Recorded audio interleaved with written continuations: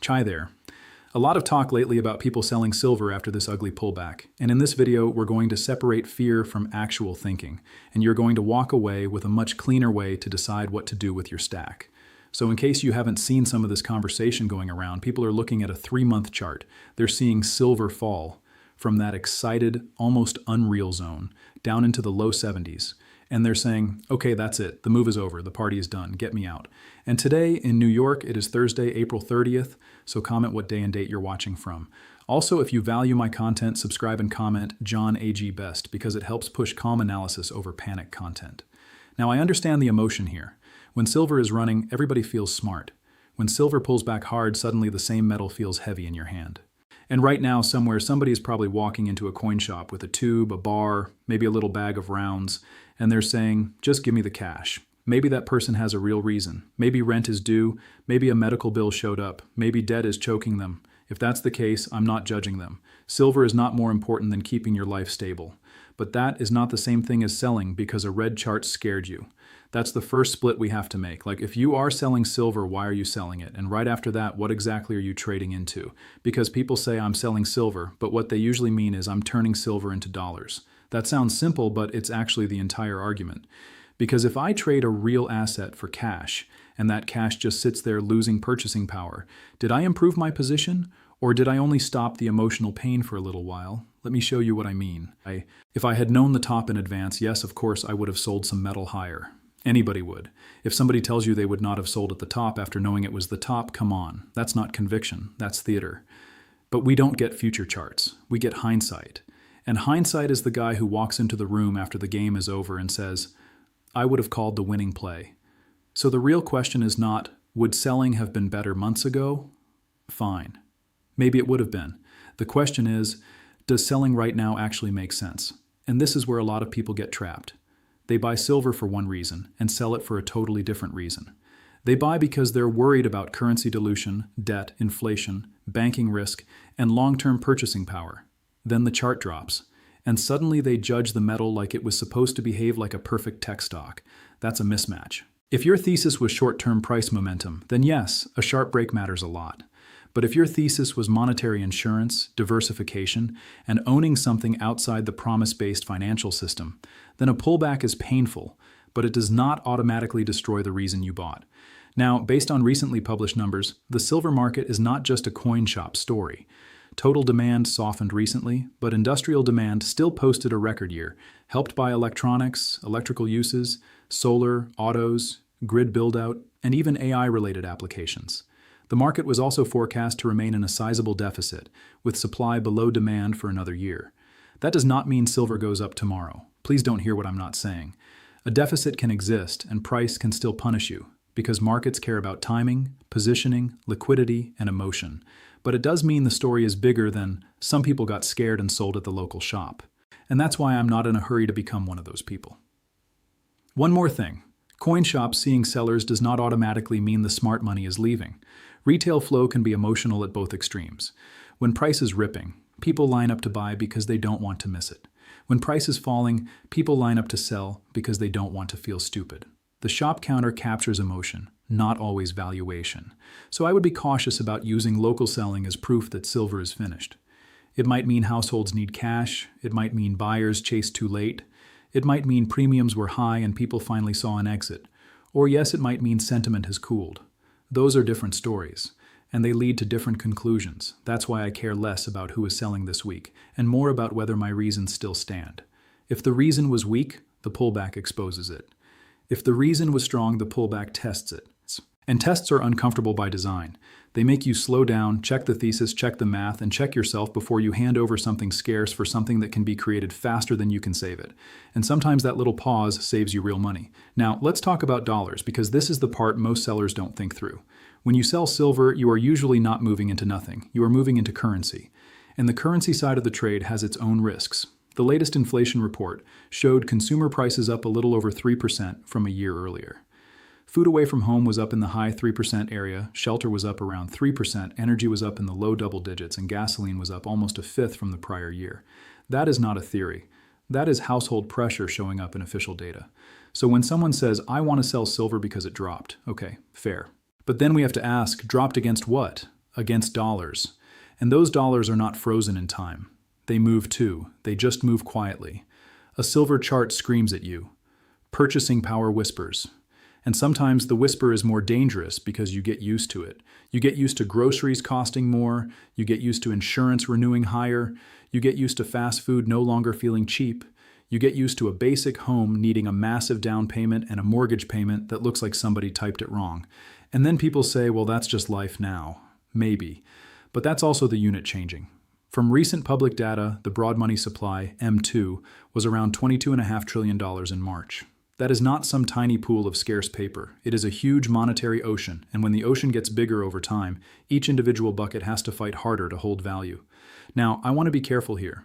I'm not saying every new dollar instantly creates inflation in a straight line. That would be too simple. Velocity matters. Credit conditions matter. Banks matter. Global demand for dollars matters. Productivity matters. And during crises, people can rush into dollars, not away from them. So no, this is not a cartoon version where money supply goes up and tomorrow bread costs a fortune. But over long periods, if a currency keeps expanding and goods people need keep getting more expensive, then sitting in cash is not risk-free. It just feels risk-free because the account balance stays the same. That is the illusion. Your number can stay the same while your life gets more expensive. That is why purchasing power matters more than account balance. Now, the national debt side is not comforting either. The latest Treasury data showed total public debt just under $39 trillion. Again, that does not mean you personally get a bill tomorrow. But it does mean the system is carrying a very large promise, and large promises usually get managed through borrowing, refinancing, taxation, inflation, or some combination of all of it. And this is where I disagree with the most extreme version of the silver argument. Some people say the dollar is going to zero, so never sell anything real. I think that's too sloppy. The dollar still pays taxes. It still pays your mortgage. It still clears debts. It is still the center of global trade and funding. Cash can be extremely useful, especially when assets are falling. So I'm not anti-cash. I'm anti-selling without a plan. If you sell silver to pay off high-interest debt, that may be smart. If you sell to build an emergency fund, maybe that's responsible. If you sell because your position is too large and you need balance, fine.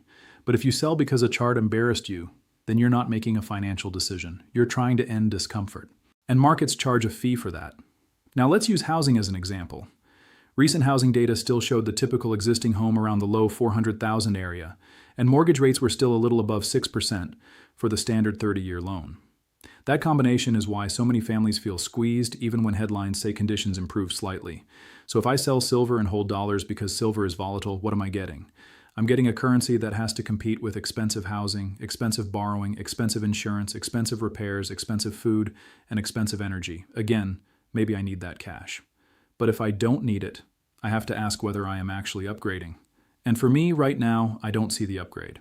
Now, the Zimbabwe example gets thrown around all the time, and I get why. It is dramatic. It shows what happens when confidence in currency breaks completely, but we have to use it correctly. The United States is not Zimbabwe. The scale, institutions, global reserve role, productivity base, and capital markets are completely different. However, the lesson is still useful. The lesson is not that every fiat currency dies the same death. The lesson is that confidence and scarcity matter. Once people believe a currency can be expanded without discipline, they start looking for exits. Sometimes those exits are foreign currency, sometimes goods, sometimes land, sometimes gold and silver. And that is why physical metal keeps coming back into the conversation every generation. It is not because silver is perfect. It isn't. Silver can be annoying. It has premiums, spreads, storage issues, taxes in some places, and brutal volatility. It can sit still for years and then move so fast people think something broke. It can make bulls look like geniuses one month and fools the next. So I'm not here to tell you silver is magic. I'm saying the reason to own it has to be strong enough to survive a drawdown. If you bought too much, that is a different problem. If you bought with rent money, that is a different problem. If you bought only because someone online screamed that silver was going straight to the moon, that is a different problem. But if you bought a measured position because you wanted real asset exposure, currency diversification, and long-term optionality, then selling after a sharp drop requires more than fear. It requires a better destination. And I haven't found that better destination for this part of my plan. If you're successful, share your success story in the comments so others can stay motivated. Some people learned this lesson through precious metals. Some learned it through business. Some learned it by getting out of debt. Those stories help people stay steady when markets get loud. Now, here's the cliffhanger nobody likes to think about. What if silver goes lower after this video? Could happen. Absolutely. I'm not pretending there is a floor just because I want one. Silver could wash out more weak hands, frustrate buyers, and make sellers look smart for a while. But what if that lower price is not proof the thesis failed? What if it is just the market forcing everyone to decide whether they actually believed what they said they believed? That is the uncomfortable part. Everyone likes being a long-term holder on green days. Red days are where you find out if you meant it. So putting this together, how do I decide? I ask a simple chain of questions. Did my personal situation change? Do I need liquidity? Did the silver supply and demand picture collapse? Did inflation disappear? Did debt stop growing? Did the currency suddenly become scarce? Did I find a better asset for the same purpose? For me, the answer is no. So I'm not selling just because other people are selling. I'm not selling because trolls say stackers got wrecked. I'm not selling because a coin shop is busy buying from nervous people. And I'm definitely not selling only to watch the dollars sit there while the cost of living keeps grinding higher. But I'm also not telling you never sell. That's not serious. Selling can be wise. Holding can be wise. Buying can be wise. The action is not what makes it smart. The reason makes it smart. So before you sell, ask yourself why. Not a vague why, a real why. Do I need this money? Is there a better opportunity? Am I reducing risk? Or am I just tired of feeling wrong? Then ask the second question. What will I do with the cash? Because if you don't have a good answer, you may not be escaping risk. You may just be changing the type of risk you hold. And that is why I'm not selling my silver right now. Not because I know tomorrow's price. I don't. Not because silver can't fall more. It can. Not because dollars are useless. They aren't. I'm not selling because, for this slice of my financial life, the original reason still exists. Debt is still huge. Money supply is still huge. Living costs are still pressing people. Industrial silver demand is still meaningful. And physical metal still gives me something paper promises do not. Control. So comment below. If you sold your silver today, what would you do with the money? I want to see the actual plans, not just fear. And if this helped you think clearer, subscribe, because calm thinking is rare when markets get emotional. And just to be clear, this whole discussion is for education and perspective only. I'm not your financial advisor. I don't know your income, your debt, your family, your bills, or your risk tolerance. Take the ideas, compare them with your own situation, and make the decision that fits your life, not somebody else's comment section.